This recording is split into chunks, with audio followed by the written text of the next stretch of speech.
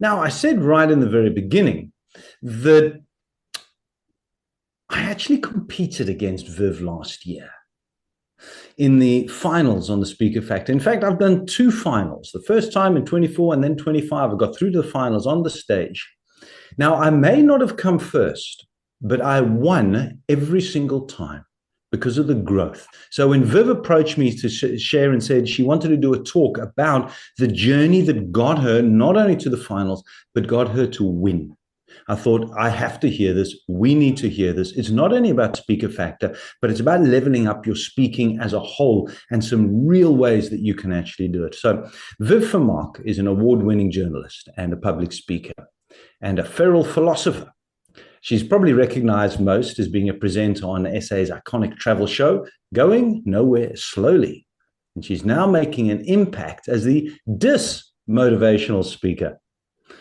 Her alternative framing of success and the audacity to be average has been delivered to audience across South Africa in a trademark, entertaining, and uniquely insightful way.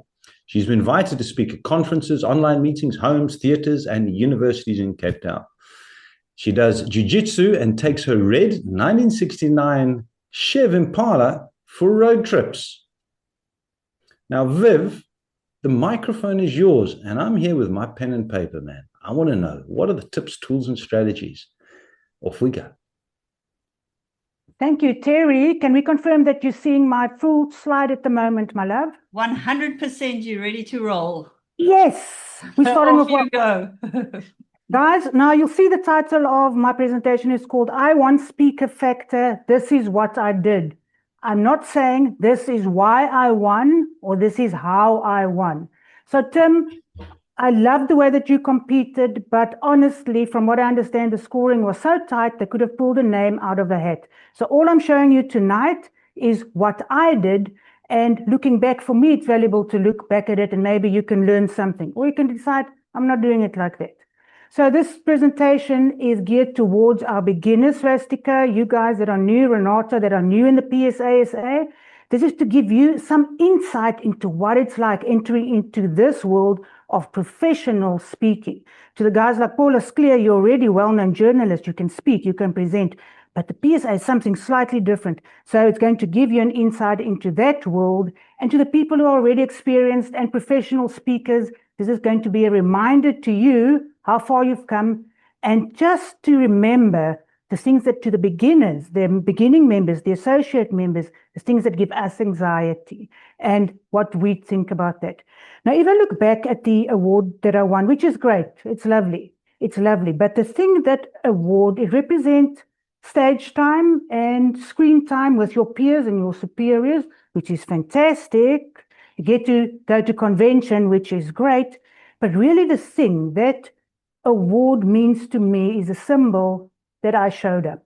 You know, I almost didn't enter because I was a few months into the PSASA, and I was taking all these notes, and I was making all these, and I did all the lectures in Ursula's beautiful class, but I didn't understand what they were talking about, and I didn't think I was ready. It wasn't even that I thought I wasn't good enough. I had no idea how to measure myself, and I understood you have to do something.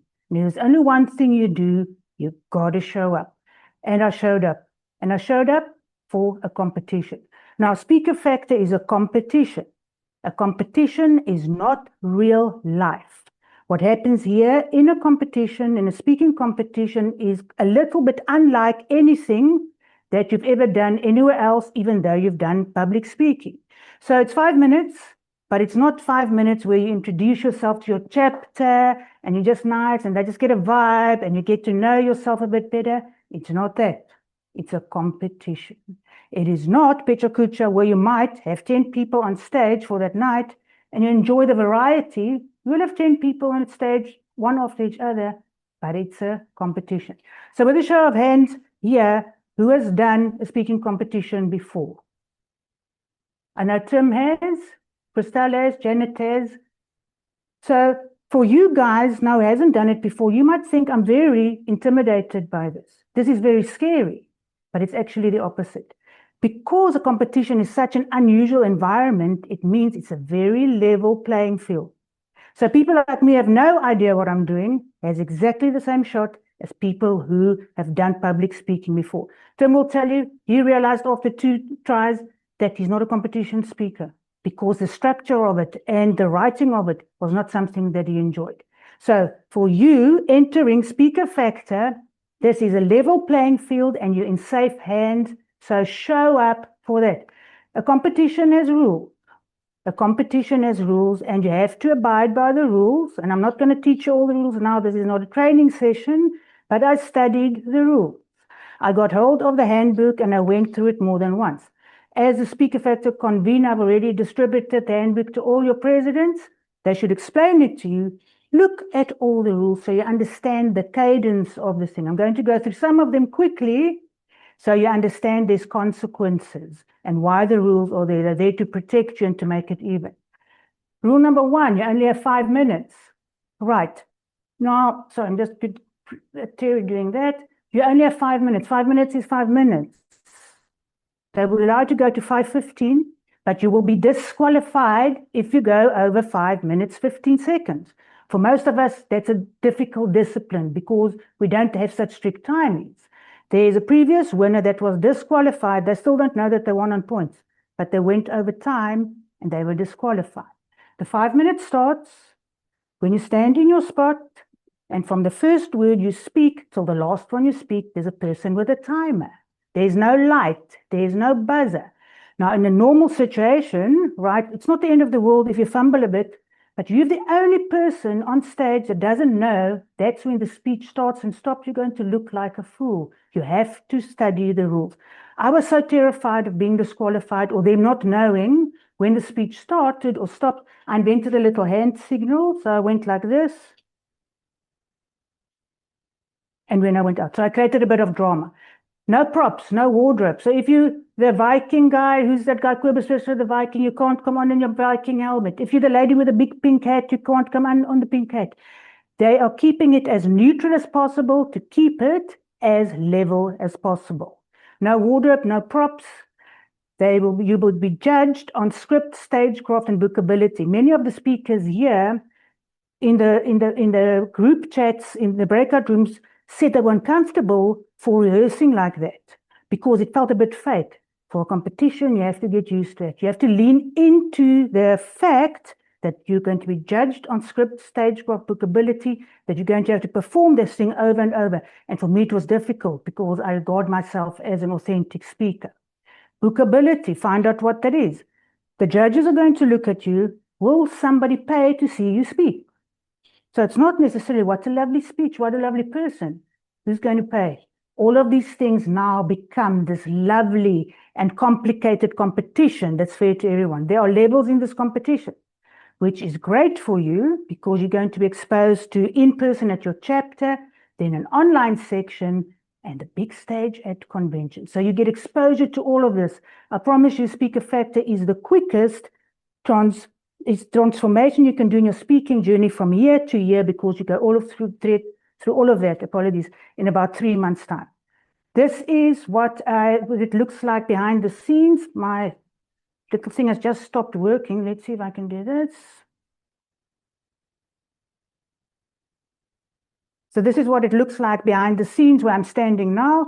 So I've created a little set. This is what you'll have to do for the online competition. There's a light, which you must have, otherwise they won't see you and you will look unprofessional. I'm wearing a microphone because in my speech I moved and I had a part in my speech where I explained a graph, so I had to go like this, and there's a set. So here is a computer on a book, on a kist, standing on top of a bench on a table. You want to get the camera to eye level. You can do it on a cell phone. Again, if you're the only oak, and it happened last year, and we saw it happening, if you're the only oak with a cell phone perched on a washing machine, not good. So do it professionally. Another thing with props that you can't bring, that I see now, I put the prop last year that you'll be disqualified. You can't come on to any of the levels go. And today, I'm going to solve the problem of dust. No props. Last year, somebody did a beautiful speech, fantastic speaker, So glad I didn't compete against the finals. After a minute, she was disqualified because she used the prop. Know the rules, know the rules. Next, I want to talk about script. You have to write this thing.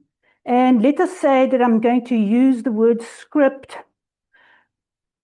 rather as a principle than actually writing it. But I honestly can't see you going through all the iterations of the competition without at least writing your thoughts down. So the guidance is you must write the beginning, the end, and rehearse that. And maybe in the middle, you can free range. But it is a competition. And again, if you're the only one that doesn't script, there will be a polishedness to the others that when you're all 10 in a row, you're going to lack.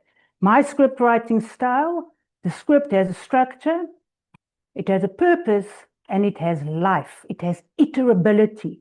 You have to be prepared to rewrite the thing and to craft it because it's a competition and other people will be doing it. I'm a writer. I write every single word. Billy Silicani also does it like right. He writes every single word. First, I write it longhand. Then I type it out. Then I make longhand notes on the scripts that I've typed out.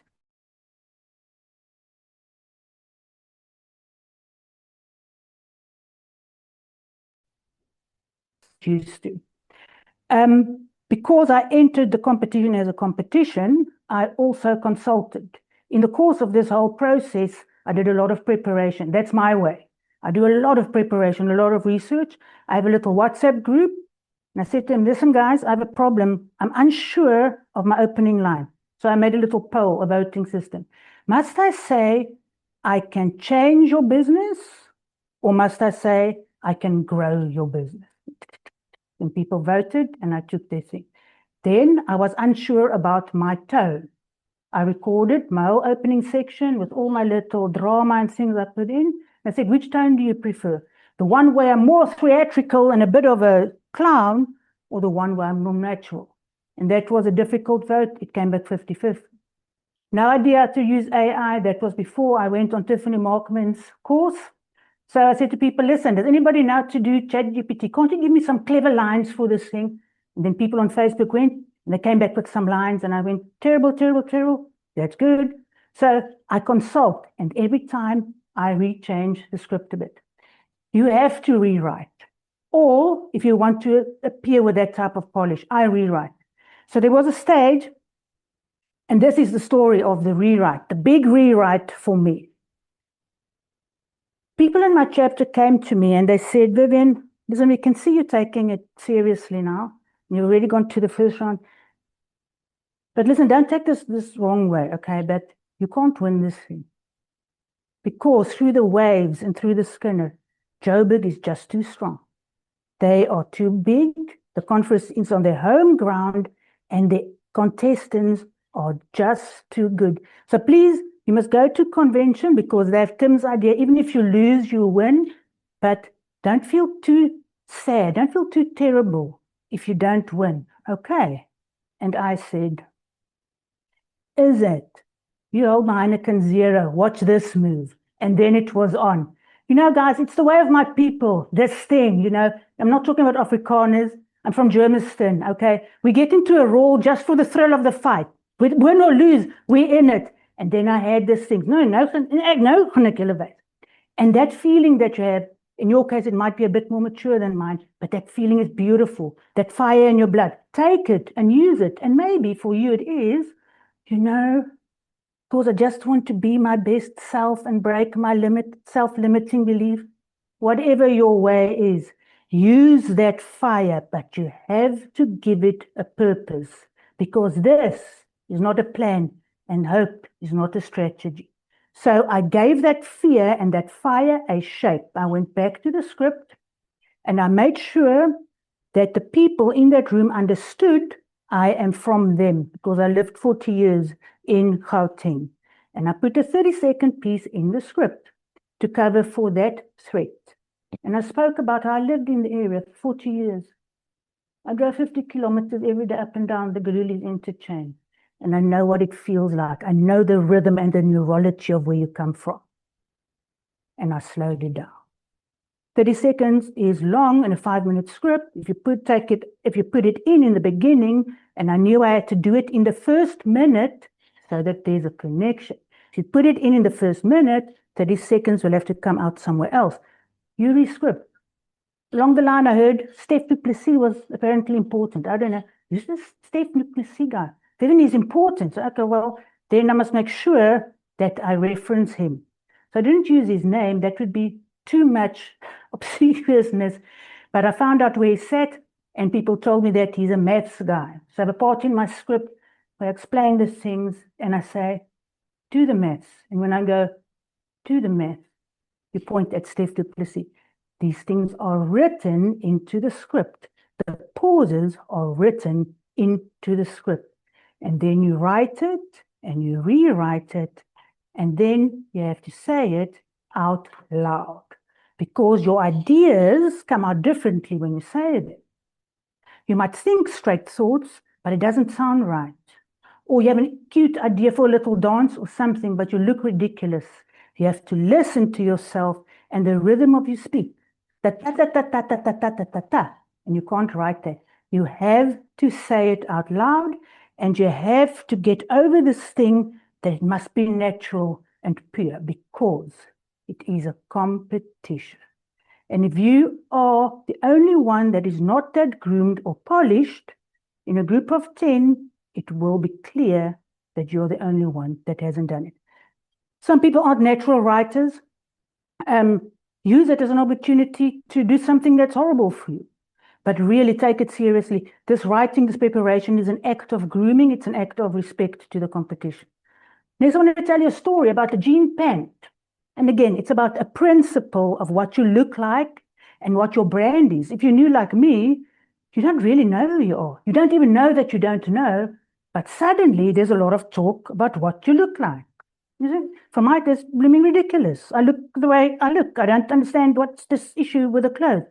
But now you're branding who you are. Other people are going to look at it, and what are you saying? The opportunity for you to say, okay, everything now becomes important. My hair, my clothes, I don't understand it. And you have to grapple with that thing. And it's a lovely grapple. And in my case, I believe quite funny. I consulted 4 image consultants, some of my chapter members, brand image consultants, and typically what they will tell you is this: just be yourself. And I started eventually to tell them, please stop saying that. A, you don't know me. B, you don't really mean it. So when people tell you, just be yourself, it's almost never just be yourself, okay? Because you're in a professional speaking association competition. Yourself has to be in there somewhere, but it has to be an appropriate professional version of you. And I'm going to show you what myself was at the beginning of this competition, so you can understand the challenges involved for all parties. Okay, this is myself. This is what I wear, and I'm telling you, this is the way of my people. We wear Crocs. I'm not wearing Crocs here because I wasn't being fancy. We wear Crocs and nightgowns in the street. I do Facebook live videos where I go, this is Vivienne Vermaak coming to you live from Cape Town, barefoot and in my nightgown. And then I interview the homeless or whatever. That's me. Now, poor Bruce Wade, he had a triple bypass when he saw this. I said, you told me to be myself, but sometimes I do dress up, Bruce. When I do in-home presentations, I wear jeans and a t-shirt, and sometimes tackies, if I remember. Vivienne, you cannot wear jeans and tackies. Why not? Mark Sham wore jeans and tackies last year at convention, and he's a professional speaker. Why can Mark Sham wear jeans and tackies, but I can't? Because Mark Sham talks sense, Vivienne. I said, excuse me? Mark Sham is a professional speaker, Vivienne. He's an international speaker. He demands hundreds of thousands of rands just to show up at a venue. Once you're famous like him, you can wear jeans and tackies. So I said, excuse me, let me just understand this. So me as a normal person who is told to be yourself, who normally wears jeans and tackies and a t-shirt when they show up, I'm not allowed to dress like an average person. But when I'm rich and famous, then I can dress like an average person. Is that what you're telling me? Yes. Well, that's stupid. Anyway, he takes the notes. Eventually, they get tired of fighting, and somebody said to me, listen, Vivienne, I know you're a philosopher and you like arguing, but I'm telling you this. If you show up on that stage wearing a t-shirt, jeans, and tackies, there's at least one judge and maybe two that will simply disqualify. That bookability score will be 0. If you show up like that because you want to be yourself in that form, you will be disqualified. And I said, if I was you, I would have led with that. I spoke to Alison Way, brand consultant, to the brand consultants, a beautiful person, a fashion model.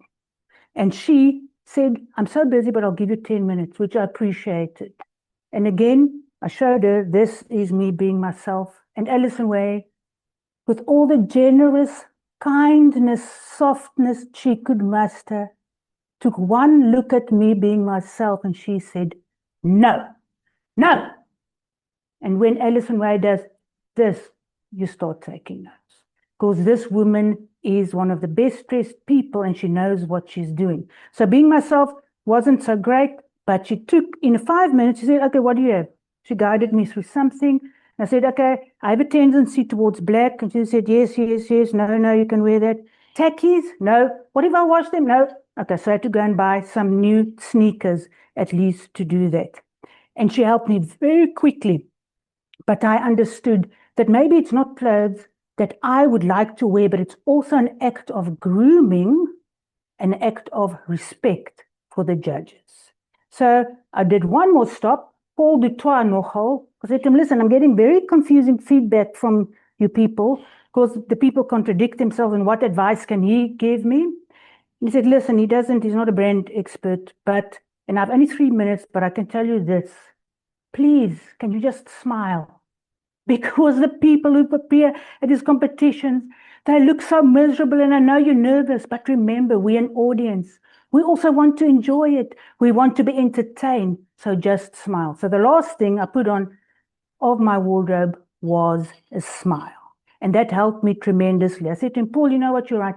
Because, as public speakers, we're so up our own arse that we forget that it's also about you and enjoying yourself. So years of transformation before and after. To be honest with you, I don't think I look better. I really don't think I look that much better, but I understand that what I look like in the end and the way I show up is more appropriate, and that I'm showing respect to a group of people who I want to vote for me. And the jean pant story, the story of 4 image consultants and a jean pant, it is about the jean pant and the clothes, but it's also what Speaker Factor can do for you is to understand that there are iterations in how you skin yourself and your content. My content is highly intellectual, even though I have an entertaining style. It combines neuroscience, evolutionary psychology, statistics, and applied mathematics. So for different audiences, you now have to learn how to put on a different jacket, a different pair of tackies. So for the Speaker Factor competition, it was 5 minutes. I called it Moving the Middle. And it was aimed at corporates who want to move your average group of people in the middle of the bell curve to make it more profitable. So that had a hard business message. That same content, I performed in a theatre environment. I performed in theatre arts as a solo performer, and moving the middle now becomes courage to be average. And I went to theatre arts and I said, here are my things, because you learn these things at the PSA, and you have your 3 bullet points and your main takeaways. And they said to me, oh, for God's sake, please don't do that to us. Please don't be the one that comes with the 3 bullet points and a 15-page PDF that you call a book. We don't do that here. We don't want that tone. So I had to change the tone completely to make it acceptable for that audience. And for the theatre show, I did wear my nightgown. I did wear my tackies, and I did wear my jeans. And the content became less hard sell, and there was a lot more storytelling. I've been invited to speak at the University of Cape Town's Business School. Courage to be average will now become rethinking success, resilience, complexity, and the limits of being the best. They will probably wear jeans and tackies, but with a little jacket. And the information will be crafted to make sense to business people. So for me, the lesson of this is I don't have that clarity of brand that some people have, and I'm not in a rush. My brand, Onnoling Stetens, is authenticity. And quite frankly, we're not 6-year-olds anymore reading a Superman comic. If Clark Kent takes off his glasses, nobody's confused about who he is anymore. If I can handle sometimes my hair looks a bit different to other days, then so can you. So if you want to refine your brand, and if you're there where your brand is so strong, fantastic. But use the opportunity now just to see if you can broaden yourself and stretch yourself and not feel that pressure to be that one person every time. Because I think that's where people struggle. And what you mentioned in your breakout rooms, that it starts to feel a very forced version of yourself. But you have to think about it, and this competition will help you. I met Mokshan, by the way. He has a venue in Cape Town at the Tryst in Woodstock. Great guy, one of my heroes. So go to the Tryst. He offers you world-class speaker. I think Brad Shawkins has spoken or will speak there for free. The Joey Evanses of the world speak there. The Gigi Alcooks of the world speak there. Mark Sham speaks there. I listened to his speech called Happiness, and I went to him and said, listen, buddy, do you know how much trouble you're causing me in the PSA? Because you're wearing jeans and tackies when you speak. And they told me I'm not even allowed. I must first become rich and famous before I can dress like a normal person. And he just laughed and he said to me, it helps if you have your own venue. And it does.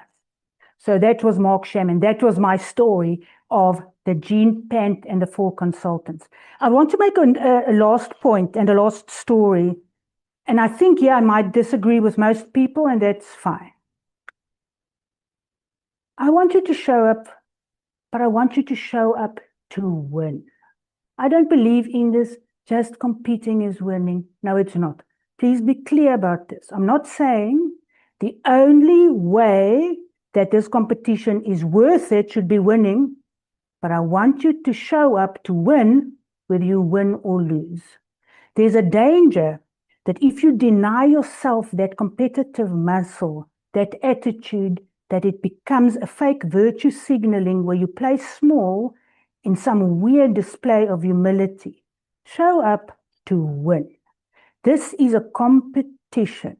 You have the freedom, you have the ability, and you have the instruction to compete. Do not be afraid to compete. Do not feel guilty to follow that fire in your blood, whether you win or lose. Got it? Now, who in this room now, after listening to this, are a bit more inspired or a bit more thinking, listen, I'm going to win again. I can't see all the hands. Christelle, yeah, more hands. Yep, here we go. These are your hands. Guys, you have to show up for yourself also. And if you entered before and you didn't do it, then you do it again. And this time, do it differently.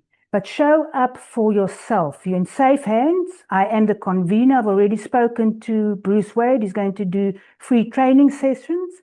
And so you're in a safe space. And I remember this one moment where I realized I'm here to win, and I wasn't ashamed of it. Bruce and I came from Cape Town, and we traveled by airplane, and we got off at Gautrain. You know, Joburg is now this big scary, die noordelike, die gevaar van die noorde, and we get off in a big scary Joburg. And there's more people in the parking lot of the Gautrain than the entire population of Cape Town, and it's busy, and it's peak hour, and people are coming home from traffic, and it's raining. And Bruce says to me, I want you to do your speech right here, right now. I'm going to time you. I said, excuse me? In the parking lot while it's raining? He said, yes. Because if you can do that speech here, you can do it anywhere. And I looked at Bruce, who was my coach, my mentor, and tormentor.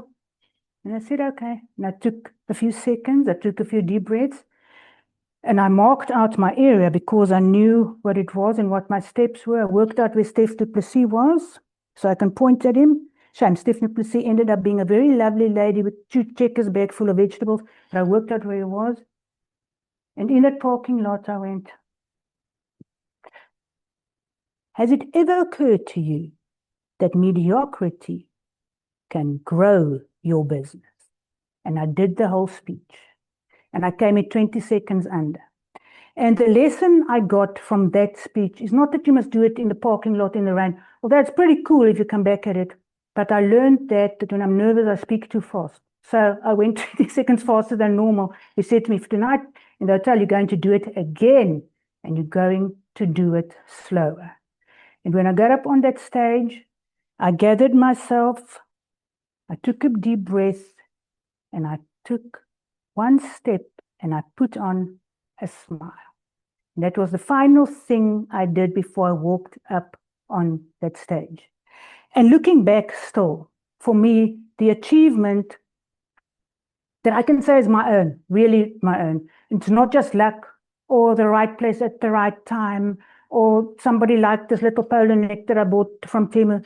The only thing, or that I followed the coach's advice because there was a lot, the only thing that I can say I did by myself, for myself, that I'm the most proudest of is I showed up.